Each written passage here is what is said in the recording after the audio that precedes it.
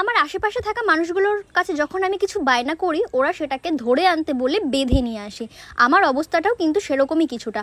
তার কারণ হচ্ছে আজকে বলেছিলাম শুধুই আমিত্তি খাবো, তাই জন্য গোটা গোলবাজারেও কোথাও নয় পেশে শেরপুর থেকে আমিত্তি এনে দিয়েছে, ভাবা যায়।